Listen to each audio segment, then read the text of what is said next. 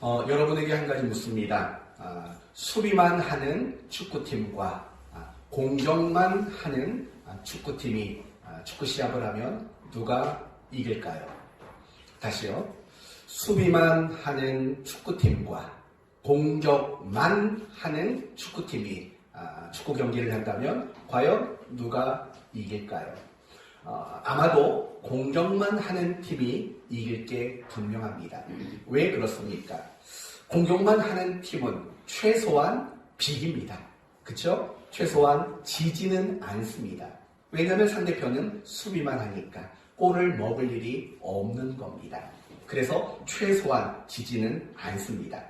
그러나 반대로 수비만 하는 팀은 최대로 결과가 나와도 비기는 겁니다. 왜냐하면 자신들은 공격을 하지 않으니까, 골을 넣는 일을 하지 않으니까 아무리 잘해도 비길 수밖에 없습니다. 그렇기 때문에 수비만 하는 팀과 공격만 하는 팀이 경기를 한다면 공격만 하는 팀이 이길 확률이 대단히 높은 겁니다. 결국 소극적인 자세로는 경기에서 승리를 거둘 수 없다라는 말입니다. 여러분, 세상에는 성공한 사람들, 그래서 남들이 다 부러워할 만한 사람들이 꽤 많습니다. 그렇다면 세상에서 성공한 사람들은 어떤 사람들일까요? 모두가 분명한 목표가 있고 그 목표를 향해 갈 수 있는 구체적인 계획을 가지고 있습니다. 그리고 그 계획을 실행하는 일에 다가오는 어려움 앞에서도 굴하지 않는 용기가 있습니다. 그리고 그 목표를 향해 달려가지만 내 주변에 있는 사람들과의 관계, 대인 관계를 소중히 여긴다라는 특징이 있습니다. 그리고 무엇보다도 성공하는 사람들이 가지는 큰 특징은 무엇이냐면 매사에 다 적극적인 자세를 가진다라는 겁니다. 여러분, 주변에 성공한 사람들을 보십시오. 소극적인 사람이 있습니까? 없습니다. 성공하는 사람들은 모두가 적극적인 자세를 가지고 있습니다. 우리의 신앙생활도 마찬가지인 겁니다. 우리가 소극적인 자세로 신앙생활을 한다면 결코 잘할 수 없습니다. 그러나 반대로 우리가 적극적인 신앙의 자세를 가지게 된다면 우리는 더 신앙생활을 잘할 수 있게 될 것은 분명합니다. 오늘 본문을 보면 소극적인 사람들이 나오고 반대로 적극적인 사람에 대한 이야기가 언급되고 있습니다. 그러므로 오늘 말씀을 통해서 나의 신앙의 태도, 나의 신앙의 자세는 소극적인지 아니면 적극적인지 점검하는 시간이 되셔야 하고, 그리고 우리 모두가 정말 적극적으로 내가 신앙생활을 하겠다고 다짐하는 그런 시간이 되어야 할 것입니다. 이제 1절 말씀을 보십시다. 1절을 보시면 오늘 본문의 배경이 되는 날을 언급하고 있습니다. 어떤 날이 본문의 배경입니까? 안식일이다. 이렇게 본문의 배경을 이야기합니다. 더 정확히 말한다면 안식일 오후 무렵이다. 이렇게 그 배경을 이해하시면 됩니다. 안식일 오후에 예수님과 제자들이 밀밭 사이로 지나가고 있었습니다. 그런데 제자들이 배고픔을 느낀 겁니다. 그래서 어떻게 했냐면 그 밀 이삭을 잘라서 그걸 손으로 비비어서 그것을 먹는 일이 있었던 겁니다. 그런데 2절을 보시면 바리새인들이 그 모습을 보게 되었습니다. 그리고 비난을 합니다. 안식일에 하지 못할 일을 하느냐라고 예수님의 공동체 제자들을 향해서 크게 비난하는 내용이 소개가 되고 있습니다. 그렇다면 여러분, 과연 바리새인들은 지금 예수님의 제자들을 향해서 왜 비난을 하고 있을까요? 혹시 이런 것 때문일까요? 주인의 허락도 받지 않고 남의 밀밭에 들어가서 이삭을 잘라먹는 일, 그 행동이 잘못되었기 때문일까요? 사실은 그렇지는 않습니다. 왜냐하면 레위기 23장을 보시면 이런 말씀이 나옵니다. 너희 땅에 곡물을 벨 때에 밭 모퉁이까지 다 베지 말며 떨어진 것을 줍지 말고 그것을 가난한 자와 거류민을 위하여 남겨두라. 나는 너희의 하나님 여호와니라. 여러분, 무슨 말입니까? 추수를 할 때, 곡식을 거두어 드릴 때 모퉁이나 아니면 가장자리 부분 또는 추수를 하다 땅에 떨어진 것들, 이런 것들은 절대 줍지 말라는 겁니다. 가장자리와 모퉁이까지 추수하지 말고 남겨두라는 겁니다. 과연 이유가 뭐라고 생각하십니까? 가난한 사람들, 그리고 나그네들, 그들의 배고픔을 도와주기 위해서 그러한 것들을 남겨둬라 라고 이야기를 하고 있는 겁니다. 그렇다고 무턱대고 남의 밭에 남아있는 곡식을 잘라 먹어도 된다라는 것도 아닙니다. 신명기 23장을 보시면 이런 말이 나옵니다. 내 이웃의 곡식밭에 들어갈 때에 네가 손으로 그 이삭을 따도 되느니라. 손으로 그걸 따서 먹는 건 괜찮대요. 그러나 내 이웃의 곡식밭에 낫을 대지는 말지니라. 이거 어떤 건지 이해가 되시죠? 너무 내가 먹을 게 없다고 남의 밭에 들어가서 남이 남겨놓은 거, 가난한 자나 나그네들을 위해 남겨놓은 것을 낫을 가지고 잘 나가지 말라는 겁니다. 무슨 말이죠? 지금 배고프다면 지금 배고픈 걸 해결할 수 있을 정도만 먹으라는 겁니다. 가져가라는 겁니다. 그리고 여전히 남겨두라는 거죠. 또 다른 가난한 사람들, 또 다른 나그네들을 위해서 그걸 남겨둬야 됩니다. 이게 조건인 겁니다. 남의 밭에 남아있는 곡식을 먹을 때 먹을 수 있습니다. 그러나 낫을 대지 않는 그 규칙만 지킨다면 아무 문제가 되지 않는 겁니다. 지금 예수님의 제자들이 누군가의 밀밭에서 이삭을 잘라 비벼 먹었습니다. 그건 성경의 근거에서 하나도 문제가 되지 않는 일이었습니다. 낫을 들지 않았습니까?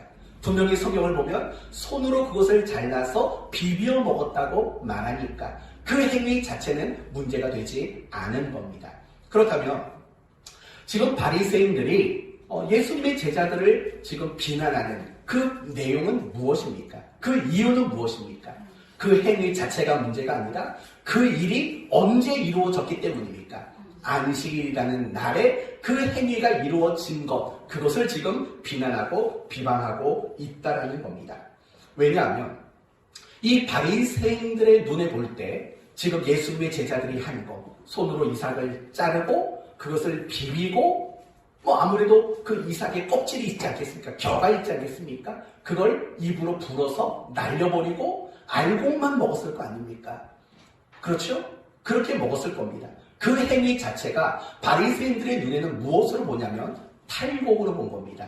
곡식을 추수하는 행위로 본 거고 그 자체를 일이라고 그들은 여겼기 때문이라는 겁니다. 그걸 문제 삼았던 거예요. 여러분, 이 바리새인들은요, 10계명, 우리 서진이에게 물어봅니다. 10계명은 계명이 몇 가지입니까? 10개. 오, 네. 10가지의 계명입니다. 그 10가지의 계명 중에서 가장 중요하게 여긴 계명이 있다면 무슨 계명일까요? 무엇을 잘 지키라? 안식일을 잘 지키라는 이 네 번째 계명을 굉장히 특별한 계명으로 여겼던 겁니다. 그래서 제가 지난주에도 잠깐 언급을 드렸습니다.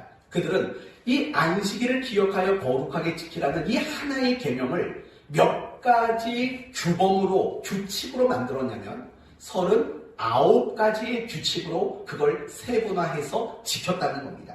지난주에도 간단하게 언급했지만 한 번 더 말씀을 드립니다. 이런 겁니다. 씨를 뿌리지 말아라. 물을 주지 말아라. 추수하지 말아라. 단을 묶지 말아라. 타작하지 말아라. 까부르지 말아라. 까부르지가 뭔지 아시죠? 네, 그런 거예요. 알곡을 빻지 말아라. 또 알곡을 채질하지 말아라. 반죽하지 말아라. 굽지 말아라. 털 깎지 말아라. 빨래하지 말아라. 옷을 만들지 말아라. 옷을 수선하지 말아라. 매듭을 풀지 말아라. 소금을 치지 말아라. 2글자 이상 쓰지 말아라. 망치질을 하지 말아라. 불을 끄지 말아라. 불을 켜지 말아라. 지방에 있는 물건을 조금이라도 움직이지 말아라. 하루에 2000규빗 이상 걷지 말아라. 여러분, 지금 이런 식의 세부 규칙을 가지고 그들은 지키고 있었다라는 겁니다. 그러니까 그들이 정해놓은 그 세부 규칙을 보면 이 제자들은 어긴 게 분명합니다. 왜냐하면 추수를 한 거고 탈곡을 했기 때문에 그들이 하지 말라고 말했던 세부 항목들이 그들에게 이루어지고 있기 때문에 그들을 안식일을 어긴 것으로 여겼기 때문입니다. 그래서 비난을 한 겁니다.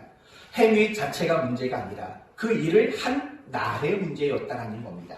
그러자 예수님은 3절과 4절로 반문을 하십니다. 한번 볼까요? 3절, 4절. 예수께서 대답하여 이르시되 다윗이 자기 및 자기와 함께한 자들이 시장할 때 한 일을 잃지 못하느냐. 여러분 이 이야기는요. 구약성경 사무엘상 21장을 배경하는 거예요. 다윗과 그 부하들은요. 사울 왕을 피해 여기저기 도망을 다녔어요. 그러다 보니까 제대로 된 식사를 하지 못할 때가 다반사였던 거예요. 그러다가 이 다윗이 누구를 찾아가냐면 한 제사장을 찾아갑니다. 그 제사장이 누구냐면 아히멜렉이라는 제사장입니다. 그 제사장을 찾아가서 먹을 게 좀 있냐? 라고 묻습니다. 그러나 먹을 게 없었던 겁니다. 그러자 아히멜렉 제사장은 무엇을 건네주었냐면 진설병이라는 떡을 건네준 겁니다. 이 진설병이 뭐냐면요. 일주일에 한 번씩 12덩어리의 떡을 하나님 앞에 올려드리는 그걸 진설병이라고 말해요. 그리고 또 하나의 규례는 뭐냐면 이 진설병을 올리고 일주일이 지나면 새로운 떡을 올려야 되지 않습니까? 그러면 이미 올려졌던 그 떡은 오직 누구만 먹을 수 있냐면 제사장만 먹을 수 있는 그런 규례가 있는 겁니다. 그런데 이 아히멜렉이라는 제사장이요. 그 규례를 어기고 그 떡을 다윗과 그 부하들에게 나누어 줍니다. 그리고 다윗은 그것이 진설병이라는 것을 알면서도 기꺼이 받아 먹습니다. 분명히 다윗도 그 진설병은 제사장 외에는 먹을 수 없다는 것을 알고 있었다는 겁니다. 그런데 중요한 것은 무엇이냐면 이 아히멜렉이 그 다윗과 그 부하의 배고픔을 돌봐주고 그 배고픈 피로를 채워주는 것을 진설병에 대한 규례보다도 더 중요하게 여겼다는 겁니다. 그리고 또 한 가지는 그렇게 둘 다 규례를 어겼습니다. 아히멜렉은 제사장만 먹어야 되는 걸 제사장이 아닌 자에게 먹으라고 준 거고 다윗과 그 부하들은 자기들이 먹을 수 없는 거라는 걸 알면서도 그걸 받아 먹은 겁니다. 규례로 본다면 이 두 사람은 모두 잘못한 게 맞습니다. 그러나 중요한 것은 하나님은 그들을 나무라지 않고 하나님은 그들을 벌하지 않으셨다라는 겁니다. 그것은 무엇이냐면 아히멜렉이 한 그 일, 제사장 외에는 먹을 수 없는 그 떡을 배고픈 자에게 나누어주는 그것이 하나님 앞에는 하나도 문제가 되지 않았다라는 것입니다. 바로 그걸 근거로 아니 하나님도 아히멜렉도 다윗도 그렇게 했는데 너희가 이걸 가지고 비난을 한다면 하나님을 비난해라. 다윗을 비난하고 아히멜렉을 비난해야 마땅한 거 아니냐. 이런 식으로 바리새인들을 향해서 너희들의 그 비난이 잘못되었다는 것을 반문하고 있는 겁니다. 그러면서 예수님은 더 놀라운 이야기를 하십니다. 5절을 보시면 이르시되 인자는 안식일의 주인이니라. 이건 굉장히 놀라운 말이에요. 이런 뜻이거든요. 내가 안식일을 만든 사람이다. 내가 안식일을 제정한 존재다라는 거예요. 그렇기 때문에 나는 이 안식일에 대한 진정한 의미와 교훈을 나는 안다. 이렇게 얘기를 한 겁니다. 여러분, 이 부분에 대해서는요, 제가 다음 주에 계속 안식일에 대한 이야기가 나오니까 그때 설명을 여러분에게 드리고, 오늘은 1절과 2절을 중심으로 해서 여러분과 말씀을 나누려고 합니다. 먼저 첫 번째로 생각할 것은 이런 겁니다. 바리새인들은 신앙의 자세가 어떠했는가? 그들의 신앙의 자세는 어떤 모습이었는가? 이 부분을 가장 먼저 생각해 보려고 합니다. 먼저 이 바리새인들을 보면은 늘 이런 게 눈에 거슬려요. 늘 누군가를 뒤에서 영탐하고 늘 누군가의 주변을 맴돌고 그래서 그 사람이 뭐라고 말하나? 그 사람이 무슨 행동을 하나? 늘 그런 것들을 관찰하고 비난하던 사람들이다 라는 생각이 많이 듭니다. 그런데 어쩌면 그게 우리의 모습이 아닌가라고 생각이 듭니다. 우리는 누군가를 관찰할 때가 있어요. 교회를 와도 자꾸 누군가를 관찰을 해요. 직장에 가도 자꾸 누군가를 관찰해요.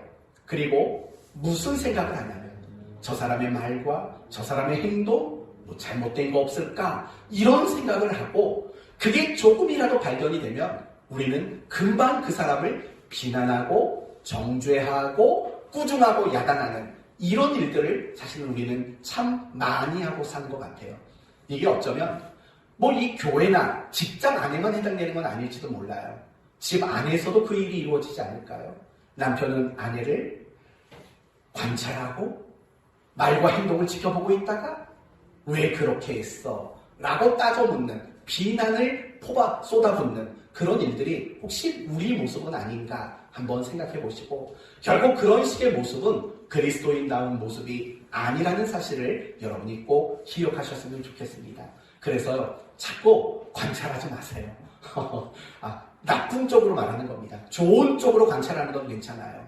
와, 우리 교회 여집사님들은 다 단발머리 예쁘게 하고 다니시네. 이렇게 좋은 건 관찰해도 괜찮아요. 근데 나쁜 거, 예배 시간에 졸고 있네? 뭐 이런 거, 그런 거는 너무 관찰하지 않기를 바라요. 그리고 설령 그런 것들이 보였다고 비난하거나 정죄하는 일들, 바리새인과 같은 그런 신앙의 모습들이 우리에게는 없었으면 좋겠어요. 연애해 보셨잖아요. 연애해 보면은요, 상대방이 조금 뭔가 실수를 해도 그게 얼마나 귀여운지 몰라요. 왜 웃으세요? 지금도 귀여우신 거죠, 황 권사님은 남편이. 네, 이런 거잖아요.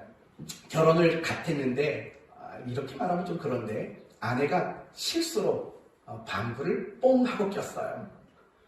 그 남편이 볼 때 그것까지도 얼마나 귀엽고 어떻게 소리가 그렇게 예뻐 막 이런 말을 하게 되잖아요. 그쵸? 그런 말을 하게 된다고요. 근데 한 10년 살고 20년 살다 보면 아내가 뽕하는 그 소리 자체도 지저분하게 느껴지는 순간들이 오지 않습니까? 그러지 마시라는 거예요. 항상 좋게, 항상 눈이 핑크빛이었으면 좋겠어요. 서로를 바라볼 때 그렇게 바라보고 늘 좋은 거 보고 칭찬해 줄 수 있는 우리 성도들 모두가 됐으면 좋겠습니다. 그런데 이 바리새인들의 신앙의 모습 가운데 제가 가장 여러분에게 말하고 싶은 것은요, 그들은 너무나도 비난하는 걸 좋아했고 너무나도 소극적인 사람이라는 걸, 이걸 여러분에게 강조하고 싶었던 거예요. 오늘 바리새인들이 제자들을 비난했던 내용들이 뭔지 아세요? 이렇게 비난을 해요. 하지 못할 일을 하느냐, 하지 말아야 되는 걸 왜 하느냐라고 비난을 하고 있다고요. 물론 요걸 기억해 두세요. 하지 말아야 하는 걸 왜 했냐, 하지 말 것이라는 표현을 기억해 두세요. 그들이 예수님을 비난하는 건 이번이 처음이 아니에요. 얼마 전에도 우리가 살펴봤던 중풍병자에게 예수님이 이런 말을 했어요. 무슨 말을 했죠? 내 죄사함을 받았느니라 라고 말을 했어요. 그때도 바리새인들이 뭐라고 비난을 하냐면 하지 못할 말을 하느냐, 하지 말아야 되는 말을 하느냐 라고 비난을 했다고요. 그리고 또 이런 것들이 있었잖아요. 예수님이 세리였던 레위를 제자로 부르고 그 집에 가서 세리와 그리고 죄인이라고 여겨지는 사람과 함께 식사를 하는 장면이 있었다고요.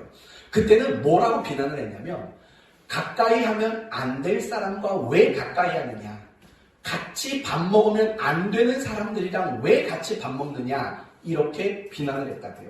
여러분, 그렇다면 지금 이 바리새인들이 자꾸 예수님의 공동체를 향해 비난을 했는데요, 그 비난하는 내용이 대부분 다 무슨 내용이냐면 다 이런 것들이죠.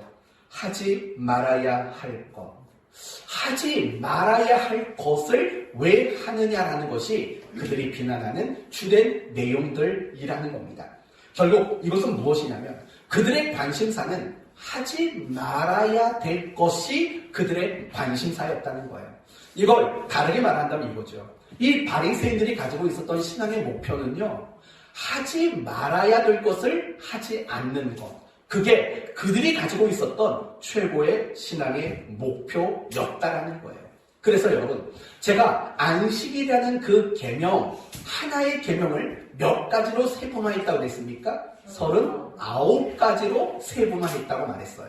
그런데 놀라운 건 뭐냐면 그 39가지 세부 규칙들이 모두 다 뭐냐면 뭘 것 같아요? 무엇은 하면 안 된다예요. 무엇은 해야 한다라는 계명은 규례는 단 하나도 없어요. 오직 안식일을 거룩하게 지키라고 하나님이 말씀하신 그 계명을 근거로 하지 말아야 될 것 39가지만 그들은 규칙으로 만들었다는 거예요. 그러니까 이런 그들의 모습을 보면 그들은 항상 소극적인 신앙의 자세와 태도를 가지고 있었던 사람들이다. 이렇게 말할 수 있다는 거예요. 그리고 중요한 것은 그렇게 소극적인 태도를 가진 사람은 신앙에 성숙했을까요? 못했을까요? 전혀 성숙하지 못할 수밖에 없어요. 굉장히 미숙한 사람이에요. 그러니까 늘 사람 뒷공무니만 쫓아다니면서 늘 사람들을 관찰하면서 관찰이라는 것보다 감시하면서 그 사람의 말이 틀린 게 없나? 그 사람의 행동이 틀린 건 없는가? 늘 이런 것만 찝어내고 비방하는 그런 식의 일을 할 수밖에 없는 거예요. 사랑하는 성도 여러분, 소극적인 신앙의 자세는 우리를 성장시키지 못해요.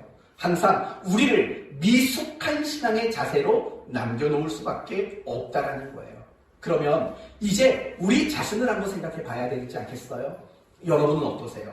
혹시 여러분이 좀 소극적인 자세로 신앙생활을 하고 있지는 않습니까? 술 안 먹어, 담배 안 펴, 욕 안 해, 거짓말하지 않아, 도둑질하지 않아, 간음하지 않아. 혹시 이게 여러분의 모습은 아닌가요? 또는 여러분의 신앙의 모습이 내가 최소한의 것만을 하는 그런 모습은 아닐까요? 주일에는 예배 드려야지, 뭐 그런 거. 또는 밥 먹을 때는 기도해야 되지, 라는 식. 정말 최소한의 신앙의 모습만을 가지고 있는 여러분의 모습은 아닌가요? 또는 적당히 하고 있진 않나요? 아니면 마지못해서 하고 있지는 않습니까? 안 할 수 없으니까. 그래서 하고 있는 것은 혹시 없으십니까? 사랑하는 성도 여러분, 그런 식의 소극적인 신앙의 자세는 안 됩니다. 왜 안 됩니까? 하나님이 원하지 않거든요. 그리고 그런 신앙의 자세를 가진 사람들을 하나님은 칭찬해 주지 않으시거든요. 마태복음 23장을 보시면 늘 소극적인 신앙이었던 그 바리새인들을 향해서 예수님이 뭐라고 말하냐면 화 있을 진저 외식하는 자들이요 라고 어마무시한 꾸중을 하는 내용이 나옵니다. 또 요한계시록 3장을 보면 라오디게아 교회가 등장을 합니다. 주님이 그 교회를 향해서 뭐라고 꾸중을 하시냐면 이렇게 꾸중을 하십니다. 네가 이같이 미지근하여 뜨겁지도 아니하고 차지도 아니하니 내 입에서 너를 토하여 내치리라. 이렇게 말한다고요. 여러분, 차지도 않고 덥지도 않다라는 것은 무슨 뜻인가요? 소극적이라는 거죠. 적극적이지 않다라는 거죠. 그런 라오디게아 교회를 향해서 내가 너를 내 입에서 토해버리겠다, 역겹다, 이런 식으로까지 정말 무섭게 꾸중하고 있는 그런 모습들을 우리는 보게 되는 겁니다. 그리고 이사야서 1장 말씀을 보시면 선지자를 통해서 유다 백성들에게 이렇게 야단을 칩니다. 너희는 늘 내 마당만 밟고 가느니라 라고 말을 해요. 무슨 말이에요? 그들이 성전은 즐겨 찾았다는 거예요. 성전에서 하나님께 드려야 할 제사와 모든 희생 제물을 드렸다는 거예요. 그러나 그게 마치 무엇과 같았다는 겁니까? 마당만 밟고 가는 모습과 다르지 않다는 거예요. 여러분, 마당만 밟고 왔다는 건 무슨 말입니까? 별로 의미 있게 다루지 않았다는 거죠. 그들이 너무나도 하나님 앞에 나아가는 일들이 소극적인 모습이었다는 거예요. 그걸 가지고 하나님이 그들을 꾸중하고 그들을 야단치는 내용이 이사야서 1장의 모습이라는 거예요. 사랑하는 성도 여러분, 기억하셔야 돼요. 소극적인 신앙의 자세는 하나님이 바라지도 않고 원하지도 않아요. 그리고 도리어 그런 신앙은 하나님께 꾸중받을 수밖에 없고 책망을 받을 수밖에 없어요. 그리고 더 나아가서 그렇게 소극적인 모습으로 신앙생활을 하면 여러분의 신앙에 사실은 아무런 유익이 없어요. 이렇게 말하면 조금 틀렸을 것 같네요. 아무런 유익이 없는 게 아니라 여러분이 가지고 있는 마음 밖에는 여러분에게 유익할 게 없어요. 그러니까 우리의 신앙이 더디게 자랄 수밖에 없죠. 왜요? 늘 신앙생활을 소극적으로 하니까, 방어적으로 하니까, 수비적으로 하니까. 그러니까 우리의 신앙은 어떤 유익도 얻을 수 없는 거고 어떤 신앙의 성장을 얻어낼 수 있는 방법이 되어지지 못하는 거예요. 사랑하는 성도 여러분, 여러분에게 부탁합니다. 여러분의 신앙을 점검하셔야 돼요. 그리고 여러분의 신앙이 소극적으로 또는 가장 기초적인 최소한의 것만을 하고 있지 않은지, 적당히 하고 있지 않은지, 마지못해 하고 있는 건 없는지 여러분 자신을 돌아보시고 여러분의 신앙의 모습이 결코 소극적인 모습이 되지 않기를 예수님의 이름으로 축원드립니다. 그런데 이제 두 번째 모습은 예수님의 모습이에요. 바리새인들이 그들을 공동체를 비난하고 비방하기 시작합니다. 그때 예수님이 했던 말이 뭐라고요? 3절을 보니까 예수께서 대답하여 이르시되 다윗이 자기 및 자기와 함께한 자들이 시장할 때에 한 일을 읽어보지 못했느냐라고 말해요. 한 일을 읽어보지 못했느냐라고 말하고 있다라는 거예요. 다시 말하면 예수님은요, 하지 말아야 될 것에 관심을 두고 있는 게 아니라 도리어 내가 해야 할 것, 뭔가 해야만 하는 것에 집중하고 있는 모습이 나와요. 이 이야기는요, 다음 주 설교 본문에 가면 굉장히 명확하게 드러나요. 9절을 한번 보시겠어요? 9절. 다 같이 한번 읽어보도록 합시다. 9절입니다. 예수께서 그들에게 안식일에 선을 행하는 것과 악을 행하는 것, 생명을 구하는 것과 죽이는 것, 어느 것이 옳으냐 하시며. 여러분, 지금 예수님은 안식일에 무엇을 행하는 것에 대한 언급을 하죠?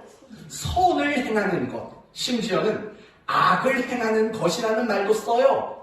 그리고 생명을 구하는 것, 죽이는 것, 여러분 이 모든 것들은 다 뭐냐면 무언가를 하는 거예요. 지금 예수님은 안식일에 선을 행하는 것, 그리고 안식일에 생명을 구하는 것, 그게 안식일의 할 일이다 라고 예수님이 말씀하고 있다는 거예요. 그러니까 예수님의 이런 식의 말씀들을 근거해 본다면 예수님의 관심은 하지 말아야 될 것이 아니라는 거예요.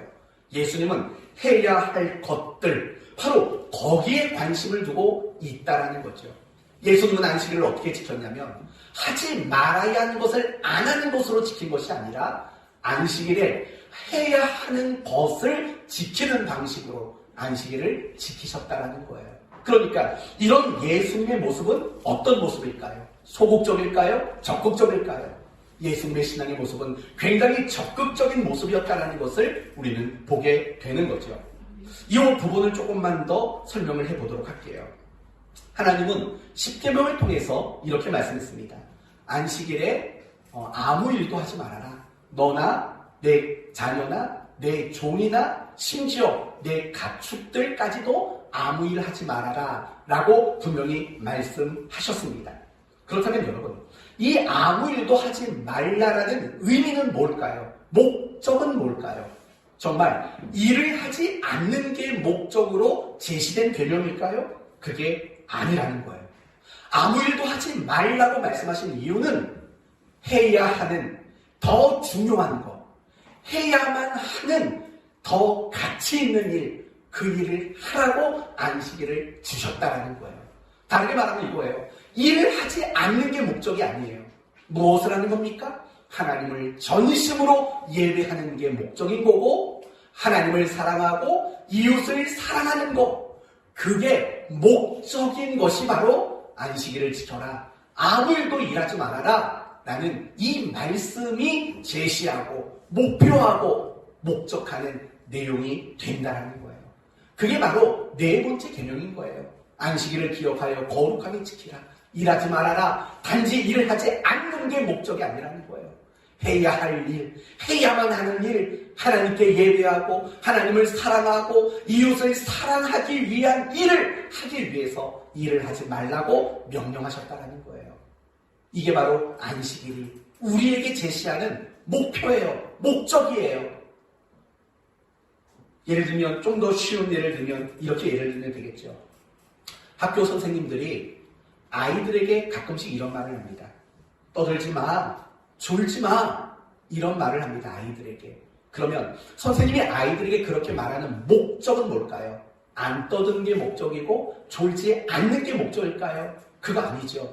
떠들지 마, 졸지 마. 이 말의 목적은 공부하는 데 집중해. 공부 좀 열심히 해봐. 이게 목적인 거죠. 단지 입 다물고 눈 부릅뜨고 앉아있으라. 이게 목적으로 말하는 건 아니죠. 또 요즘에 엄마 아빠들은 자식들에게 그런 말을 많이 해요. 게임 좀 그만해. 우리 친구가 고개를 끄덕였어요. 게임 좀 그만해. 그럼 여러분, 부모가 자식에게 게임 좀 그만하라고 말하는 목적은 뭘까요? 게임 안 하고 이제 텔레비 보고 아니면 뭐 놀고 이걸 하라는 게 아니잖아요. 이제 게임 좀 그만해 라는 말의 의미는 뭘까요? 이제 공부를 하든 책을 읽든 너한테 유익을 줄 수 있는 걸 찾아봐 라는 말이 결국은 목적인 거라고요. 그렇지 않을까요? 우리가 주의를 어기지 마 라고 말을 한다고요. 그러면 그 말의 목적은 뭘까요? 그냥 교회 나왔다가 예배 한 시간 드리고 집에 가 라는 게 목적일까요? 그게 아니죠. 예배를 드림같이 한 주간의 삶이 진정한 예배자가 되라는 게 목적인 거죠. 바로 그걸 얘기하는 거예요. 여러분, 지금 분명히 안식일에 아무 일도 하지 마 라고 말씀하셨을 때에는 사실은 그것이 목표하는 해야 하는 것들이 제시되고 있다고요. 하나님을 사랑하고 이웃을 사랑하는 것이 목표이어야 한다고요. 그러나 바리새인들은 그게 목표가 아니었어요. 하지 마 라고 말하니까 그걸 안 하는 것만이 그들의 신앙의 목표였던 거죠. 그러나 예수님은 달랐어요. 예수님은 해야 할 것을 목표로 하고 있다라는 거예요. 성경을 보면 우리에게 하라고 말하는 것도 많고 하지 말라고 하는 것도 굉장히 많아요. 예를 들면 우상숭배하지 마, 살인하지 마, 미워하지 마, 거짓말하지 마 라고 말을 한다고요. 그러나 분명한 것은 그거예요. 성경이 무엇인가 우리에게 하지 말라고 말할 때는 그걸 하지 않는 게 목표인 적은 없었어요. 예를 들어볼까요? 우상숭배하지 말지니 라고 말씀하신다면 그 말씀의 목표는 반드시 무엇이었을까요? 하나님을 전심으로 섬겨라. 이게 항상 목표였죠. 또 미워하지 마. 이건 미워하지 않는 게 목표가 아니에요. 그러면 무엇이 목표일까요? 사랑하는 게 목표인 거예요. 또 살인하지 마. 이것은 사람을 죽이지 않는 게 목표가 아니라 뭘까요? 사람을 돕고 그 사람을 섬겨주는 게 목표인 거라고요.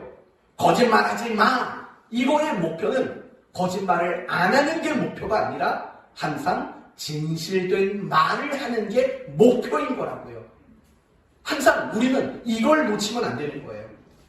항상 하나님은 우리 모두가요, 어떤 하지 말라는 것을 안 하는, 그렇게 소극적인 것을 목표하고 신앙생활하는 그런 자세가 되기를 하나님은 원하고 계시지 않는다라는 거예요.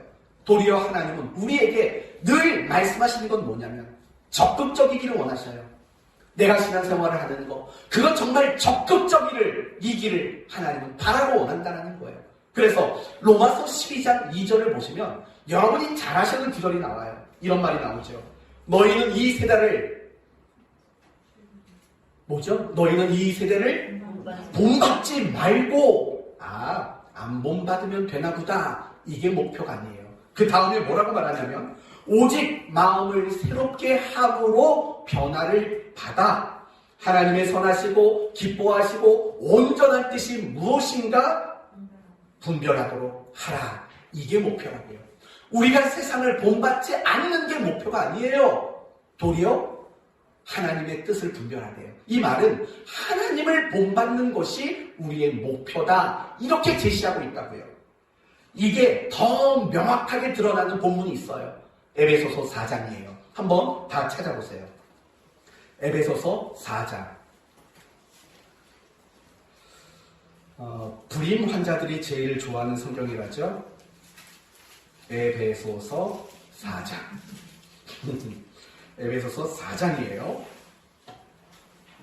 22절을 볼까요? 4장 22절. 에베소서 4장 22절. 네, 아이를 기다리는 분이 있으시면 임신의 축복이 있기를 바랍니다. 22절 찾으셨죠? 읽어봅시다. 너희는 유혹의 욕심을 따라 썩어져가는 구습을 따르는 옛사람을 벗어버리고, 옛사람을 벗어버리랍니다. 이게 목표일까요? 아니지요. 24절. 하나님을 따라 의와 진리의 거룩함으로 지으심을 받은 새 사람을 입으라.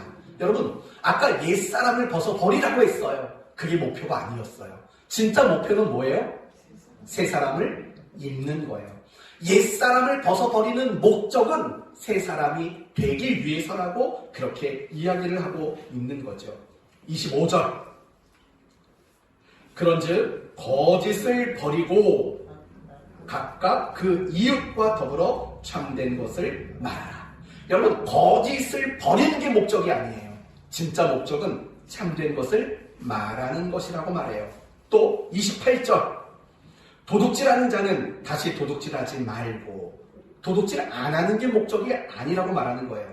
돌이켜 가난한 자에게 구제할 수 있도록 자기 손으로 수고하고 선한 일을 해라. 네가 일해서 돈 벌어라. 그리고 그 돈을 벌어서 가난한 자들에게 줘라. 이게 목표라고요. 도둑질 안 하는 게 목적이 아닌 거예요. 29절. 무릇 더러운 말은 너희 입 밖에 내지 말고, 더러운 말 하지 말래요. 그러나 이게 목적은 아니에요. 오직 덕을 세우는데 소용되는 대로 선한 말을 하여 듣는 자들에게 은혜를 끼치게 하라. 이게 목적인 거예요. 더러운 말 하지 않는 거, 그게 목적이나 목표가 아니에요. 선한 말, 덕이 되는 말, 누군가에게 유익을 주는 말, 그런 말을 하라고 말하는 거예요. 그러니까 지금 성경이 우리에게 자꾸 제시하는 건 뭐냐면 소극적이지 말라는 거예요. 우리가 무엇을 하든 항상 적극적인 신앙의 자세와 태도를 가져야 할 것, 그걸 하나님이 바라고 원하신다라고 우리에게 그렇게 제시를 해주고 있다라는 거예요. 사랑하는 성도 여러분, 소극적인 것을 넘어서야 돼요. 소극적인 게 틀렸다는 게 아니에요. 거짓말하지 않기, 도둑질하지 않기, 이걸 안 지켜도 된다는 말이 아니에요. 그거 당연히 지키셔야 돼요. 그러나 그걸 넘어서 어디까지 가라고요?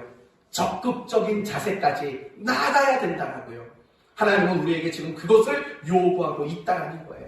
사랑하는 성도 여러분, 저는 여러분이 직장 생활을 하든 아니면 가정에서 무엇을 하든지 간에 적극적인 사람이 되기를 바라요. 그러나 제가 여러분에게 가장 바라는 것은 뭐냐면 여러분의 신앙생활이 정말 적극적인 자세로 드려지는 그런 신앙생활이 되어지기를 바라는 거예요. 몇 가지만 예를 들어볼게요. 예배를 적극적으로 드리셔야 돼요. 여러분, 예배를 적극적으로 드린다는 게 뭔가를 곰곰이 생각해봐요. 그러면 이렇게 나오겠죠.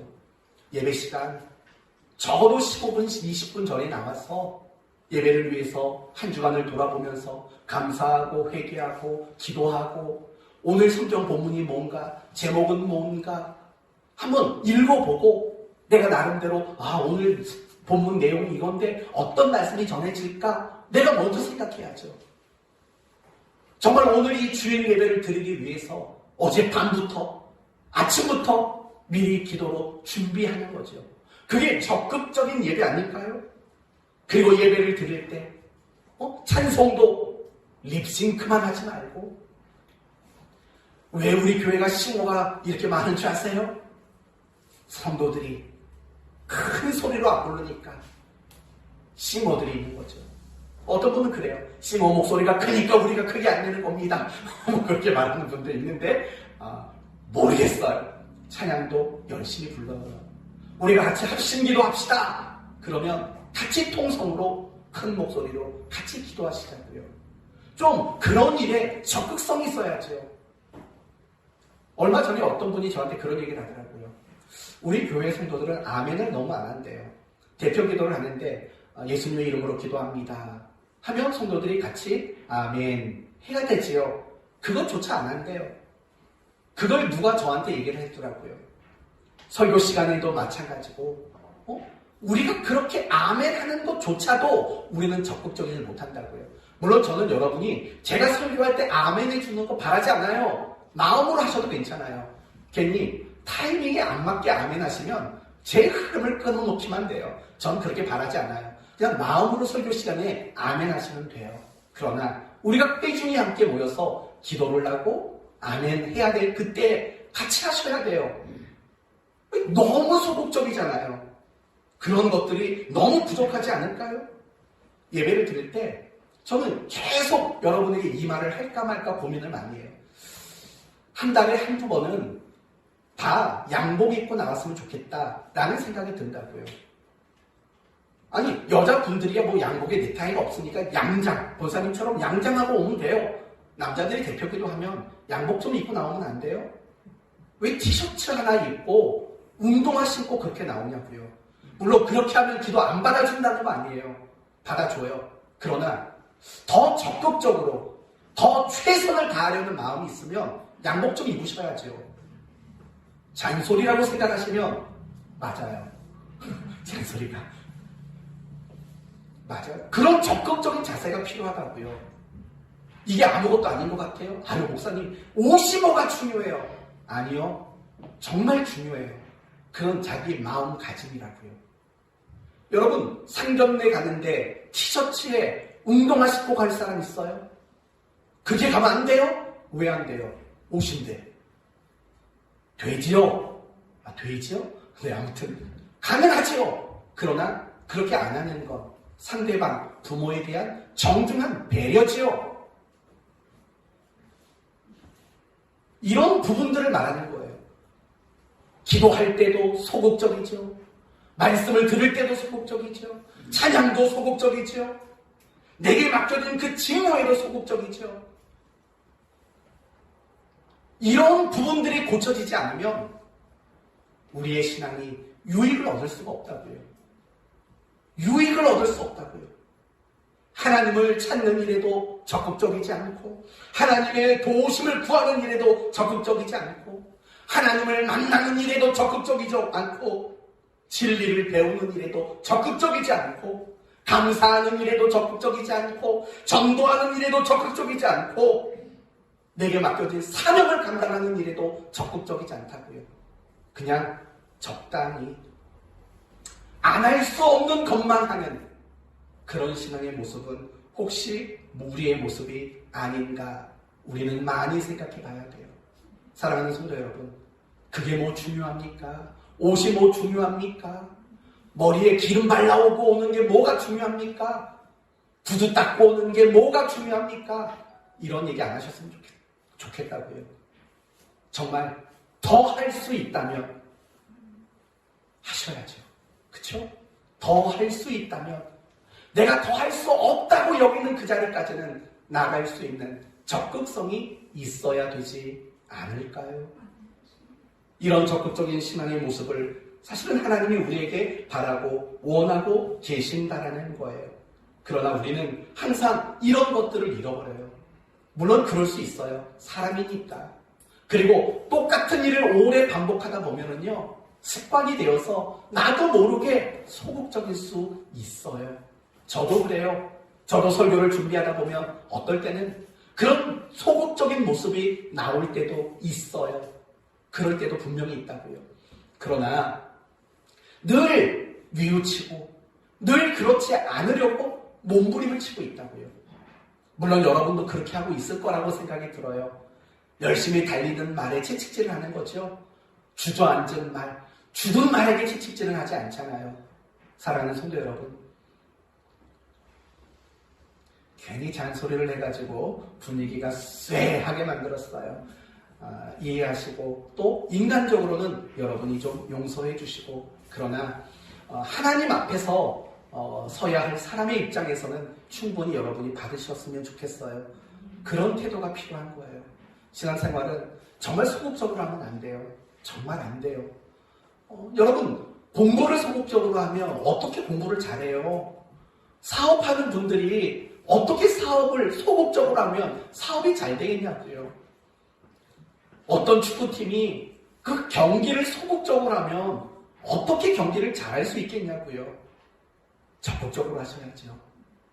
정말 내가 할 수 있는 최선의 모습으로 정말 적극적으로 저는 여러분이 신앙생활을 했으면 좋겠어요. 그랬으면 좋겠어요. 이게 정말 제가 간절히 여러분에게 부탁드리는 거예요. 저는 우리 성도들 모두가 예배를 드릴 때 뭘 할 때든 간에 좀 신앙생활을 적극적으로 했으면 좋겠어요. 말씀을 큐티할 때 몇 번 읽어보다가 어려워, 덮어 그러지 마세요. 어려우면 그 어려운 말씀을 내가 이해할 때까지 몇 날이고 며칠이고 그것만 보셔도 돼요. 뭐 성경을 여기저기 많이 보려고 하세요. 그 한 본문만이라도 내가 은혜 받고 깨달으면 족한 거예요. 그렇게만 하셔도 돼요. 적극적으로 큐티를 하세요. 기도 공책 같은 거, 기도 제목 같은 거 좀 받으세요. 목자들이 여러분에게 기도할 제목이 뭐냐고 물어보면 억지로 짠해서라도 올리세요. 그런 적극적인 기도의 모습들이 없으면 안 된다고요. 적극적으로 하셔야 돼요. 봉사하는 일도 마찬가지예요. 적극적으로 하시라고요. 또 김장하면 그때 또 양복 입고 오지 마세요. 하고 싶은데 옷이 이래서 그러지 마시고 때에 맞는 적극성을 가지라고요. 그런 적극적인 모습이요. 사실은 우리에게 얼마나 큰 의미를 주는지 이제 살펴볼게요. 우리가 적극적인 신앙을 가질 때 얻게 되는 축복은 뭘까요? 이런 거죠. 하나님의 기적을, 하나님의 일하시는 놀라운 은혜의 역사들을 우리는 경험하게 돼요. 여러분 바리새인들을 생각해 보세요. 그들은 하나님의 일하심을 경험하지 못했어요. 어떤 하나님이 베푸시는 은혜를 그들은 경험하지 못했다고요. 이유가 뭘까요? 그들은 늘 소극적이었잖아요. 하지 않는 것이 늘 목표였던 사람들이잖아요. 아무것도 경험하지 못했어요. 만약에 예수님께서요 소극적인 자세였다면 과연 이런 일이 일어났을까요? 중풍병자가 고침을 받는 것, 또 세리 마태가 예수님의 제자가 되는 것, 또 다음 주 본문에 나올 오른손 마른 자가 고침받는 것, 여러분 이런 일들이 과연 일어날 수 있었을까요? 일어나지 못하지요. 소극적이라면. 바리새인과 똑같은 자세였다면 어떤 그런 놀라운 일들이 일어날 수 있었겠냐고요. 그러나 예수님은 적극적이셨어요. 사람들이 말할 때 그건 너희가 할 소리가 아니야 라고 말하지만 적극적으로 죄사함을 받았느니라고 말했다고요. 그런 모습 속에 그 중풍병자가 고침을 받은 거죠.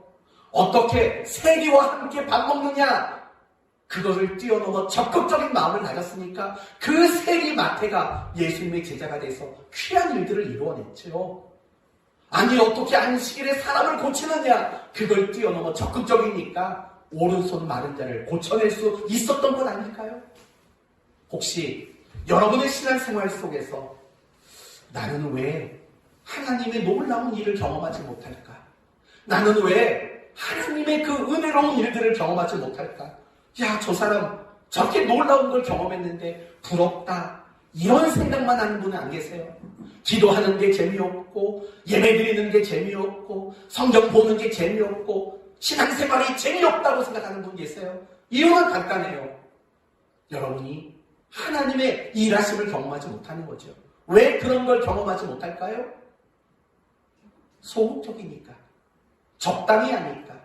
정말 내가 신앙생활을 하면서도 늘 최소한의 것, 내 위치에서는 요 정도는 해야지 라고 생각하는 그 선을 뛰어넘지 못하니까. 적극적인 마음과 적극적인 자세가 우리의 신앙에 반영되지 않으니까. 늘 수비만 하니까 골을 넣는 기쁨을 맛보지 못하는 거죠. 맨날 수비만 하니까 자꾸 외부에서 오는 공격을 받으면 힘들고 지치고 괴롭다고 주저앉기만 하는 거죠. 내가 골을 먹을지언정 한번 공을 들고 상대편 골대를 향해 나가서 한번 차보셔야죠. 그래야 골이 들어가도 들어가죠. 우린 그걸 안 해요. 하프라인을 넘어서 상대편 진영으로 나갈 마음이 없어요. 우리는 늘 하프라인 아래에서 내 진영에서만 머물러 있는다고요. 그러니 무슨 꿀맛을 봐요? 여러분, 축구 경기 보세요. 야구를 보세요. 골을 넣은 사람들 어떻게 하는지 보세요. 별 희한한 걸 많이 해요. 홈런을 친 사람들을 보세요. 이야, 세레모니 엄청난다고요. 얼마나 신났으면 그럴까요? 우리 신앙생활에 그런 세레모니가 없는 이유가 뭘까요? 내 진영에만 있는 거예요. 내가 소극적으로 내 진영에만 수비만 하는 거라고요. 그러니 세레모니가 없는 거죠. 신앙에. 하지만 이미 말씀드린 대로 적극적으로 공격도 하고 돌파도 하고 골대를 향해서 있는 힘껏 공도 좀 차서 넣어보고 그러다 보면 골이 들어가지 않겠어요? 우리나라 축구 대표팀 얼마 전 경기에서 해설하는 사람이 이 말을 하는 게 들렸어요. 1대1로 비기긴 했지만 우리 대표팀 선수들 달라졌네요. 특히 손흥민 선수 달라졌네요. 이 손흥민 선수가 아주 오랜 기간 대표팀에서 골을 못 넣었다고요. 왜냐하면 이타적인 플레이를 한다고요. 남이 골을 넣을 수 있도록 자리를 만들어주고 찬스를 넘겨주는 일을 했다고요. 근데 요번에는 공만 오면 뻥뻥 차대던데요. 해설자들이 그걸 굉장히 칭찬을 했어요. 그랬더니 결과가 뭐냐면 최근 경기에서 연속골을 넣었어요. 그래서 대표팀을 구해냈다고요. 우리는 그 일을 해야 되는 거라고요. 자꾸 소극적으로 하지 마시고 적극적인 신앙의 플레이를 해야 된다고요. 그래야 정말 하나님의 기적이라는 하나님의 은혜라는 골을 맛보게 되고 그런 세레머니를 할 수 있게 되는 거라고요. 그걸 우리는 할 수 있어야 돼요. 제가 뭘 말하는지 아시죠? 신앙생활은 열심히 해야 되는 거예요. 적극적으로 해야 되는 거예요. 그 자세가 아니고는 안 돼요. 여러분이 그렇다면 그런 적극적인 신앙의 자세를 갖기 위해 필요한 게 뭘까요? 간단해요. 지금보다 더 크고 더 높은 목표를 가지시면 돼요. 여러분에게 물을게요. 25점 맞는 것을 목표하는 사람과 100점 맞는 것을 목표하는 사람 중에 누가 더 적극적일까요? 당연히 100점을 목표하는 사람이 적극적이에요. 25점은 공부 안 해도 돼요. 만약에 우리 서진이가 25점이 목표라면 25점 맞는 방법을 알려줄게요. 1, 2, 3, 4, 4번 중에 기도하고 한 번호로만 답을 다 쓰세요. 예를 들면 3번. 그럼 3번을 1번 문제부터 마지막 문제까지 다 쓰세요. 그러면 25점 나와요. 운이 좋으면 30점도 더 나올 수 있어요. 선생님이 문제를 낼 때 유독 한두 문제의 답이 더 많은 번호가 있거든요. 그럴 수 있다고요. 그러면 적극적일 이유가 없죠. 25점인데. 그러나 100점을 목표하고 있다면 우리의 이야기는 달라지는 거예요. 굉장히 적극적일 수밖에 없게 되는 거죠. 그러므로 저는 여러분의 신앙의 목표를 점검해 봐야 할 필요성이 있다고 생각이 들어요. 여러분의 신앙의 목표 가지고 있는 것들 그거보다는 더 크고 높은 걸 잡으셔야 돼요. 그러면 여러분이 지금보다는 더 적극성이 발휘가 될 수 있는 거예요. 그러나 지금처럼 똑같은 목표만 가지고 있다면 결국 여러분의 소극적인 모습들은 하나도 나아질 것이 없는 거예요. 하나님의 칭찬을 목표해 보세요. 하나님이 기뻐하고 원하시는 것을 신앙의 목표로 삼아 보세요. 여러분이 지금까지 도전하지 못했던 것들, 그런 것들에 목표를 좀 두세요. 그런 적극성을 가져야 돼요. 그런 적극성을 가질 때 우리는 이미 말한 대로 하나님의 놀라운 일하심, 은혜의 복들 이런 것들을 누리게 되는 거예요. 여러분에게 다시 한번 부탁을 드립니다. 이 설교를 듣고 지난주처럼 그냥 또 끝내지 마시고 흘려보내지 마시고 정말 오늘 설교만큼은 다시 한번 고민하고 그리고 이 설교를 근거로 다시 한번 적극적인 신앙의 자세를 다짐할 수 있는 그런 여러분이 됐으면 좋겠어요. 놓치시면 안 돼요. 말씀을 마치겠습니다.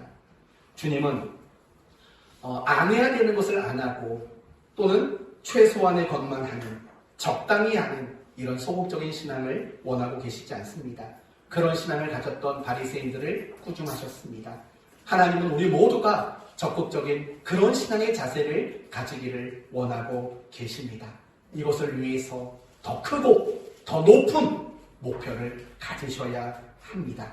그리고 그런 적극적인 신앙을 할 때 하나님의 기적도 경험하는 거고 하나님의 일하심도 경험하는 거고 하나님이 나에게 은혜 베푸시고 복 주시는 것들을 경험하게 되는 일들이 일어나는 겁니다. 저는 여러분 모두가요 적극적으로 신앙생활을 바꿀 수 있는 성도가 되기를 예수님의 이름으로 축원드립니다. 아멘. 기도합시다. 하나님 감사합니다. 오늘 말씀을 통해서 바리새인들은 참 소극적인 자세를 가졌고 예수님은 적극적인 신앙의 자세를 가졌음을 보았습니다. 그 결과 바리새인들은 아무것도 경험할 수 없었고 예수님은 놀라운 하나님의 역사가 일어나는 것들을 경험하게 되었습니다.